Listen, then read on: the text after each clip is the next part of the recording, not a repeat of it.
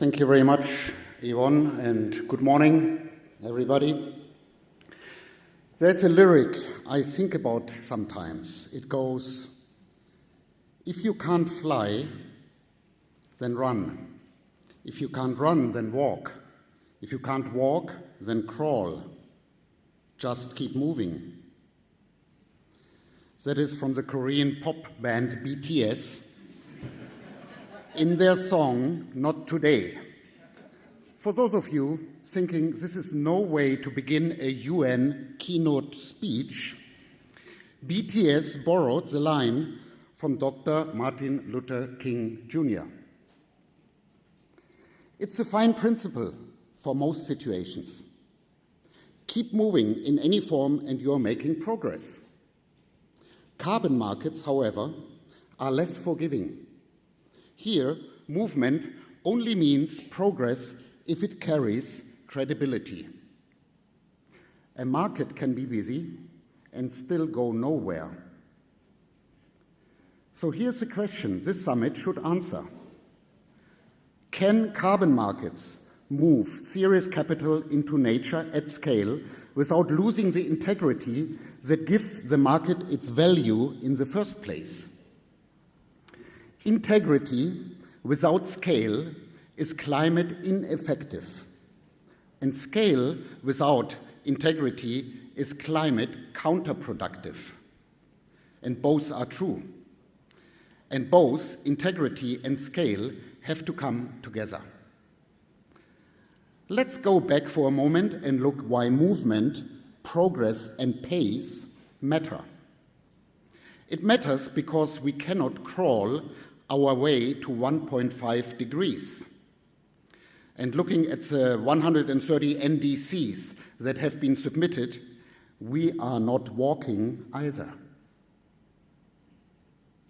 Projections for this century sit at 2.3 to 2.5 degrees of global warming, with the multi-decadal average very likely exceeding 1.5 degrees within the next decade.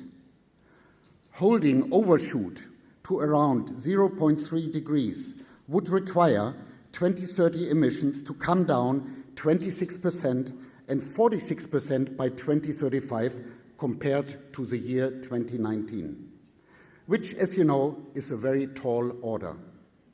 The longer we wait to undertake mitigation actions, the larger the adaptation bill will be.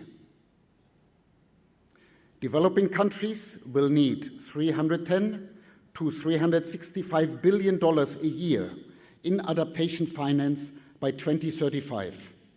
And that is roughly 12 times what currently flows through international public channels. Every serious portfolio in this room should already be pricing these scenarios. Quietly, perhaps, but pricing them. The groundwork for NBS markets is in place, NBS nature-based solutions. COP29 finalized the building blocks of Article 6. COP30 turned them into implementation modus. The supervisory body moved from rulemaking into delivery. Brazil tabled a proposal to integrate fragmented systems, and the Coalition to Grow Carbon Markets reaffirmed high integrity crediting. 78% of parties that are part of the Paris Agreement now signal intent to use the Article 6. The direction is towards greater transparency, more interoperability, and stronger alignment between the voluntary and the compliance markets. Meanwhile, market participants announced $1.1 billion in new investments at COP30, and that is roughly 40% more than at COP29. And that comes with a strong focus on nature. In 2024, the value of voluntary carbon market retirements was $535 million, US dollars. But broader financing commitments, including long-term offtake agreements, reached $16.3 billion. The buyers are not acting on today's retirements. They are securing tomorrow's supplies. So we do see markets in movement, not flying yet, but not crawling either anymore. That is a good sign. And that brings us to an important question for investors. What kind of supply are you securing?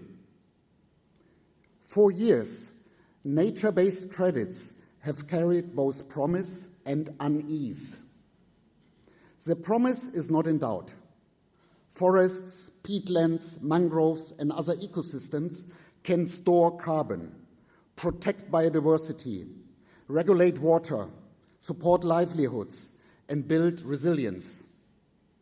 High-integrity, nature-based credits can deliver climate value and non-carbon benefits in the same asset.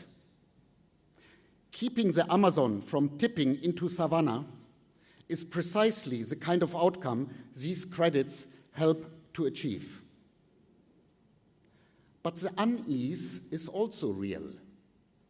Nature is complex, and so is measuring it. Permanence is hard to guarantee. Land rights and benefit sharing matter. Claims can be challenged. And these are not reasons to step back from nature, but to treat it with the seriousness it requires. For investors, integrity requirements are tightening, and demand is shifting to high-quality credits that command a price premium. Without robust baselines, credible permanence provisions, and transparent governance, carbon markets cannot deliver real mitigation. But integrity also has to be practical. Simple does not need to mean weak, and rigor should not become exclusion. This is also where the portfolio question becomes important. A carbon portfolio built only on lowest cost tons will not be resilient. It needs diversity across geographies, sectors, credit types, vintages, and risk profiles. Some credits may deliver near-term mitigation. Others, particularly in nature, carry longer-term horizons and different delivery risks. That does not make them less valuable. It means they need to be governed and managed differently. Singapore is an important place for this conversation to have. It brings together capital, risk management, Article 6 partnerships, and market infrastructure. It also sits in a region where forests, peatlands, mangrove, and blue carbon ecosystems are climate assets. They protect coastlines, regulate water, support livelihoods, and strengthen resilience. And that resilience value matters because the adaptation financing gap is also widening.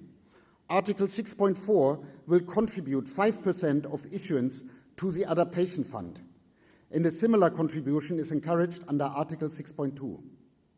Ghana, for example, has already used part of carbon market proceeds to support its national adaptation plan. And these flows will not replace public finance, but predictable complementarity finance matters. UNEP's role is to help make these markets achieve integrity and scale, to accelerate the pace. We have established a carbon market group drawing on expertise from across our divisions and regional offices. We support countries on Article 6 and CORSIA, domestic compliance mechanisms, and voluntary carbon markets. We also work with partners, including the Integrity Council for the Voluntary Carbon Market, to strengthen standards and confidence. In UNEP, we believe climate finance needs carbon markets. Let's make these markets run or even fly. Thank you.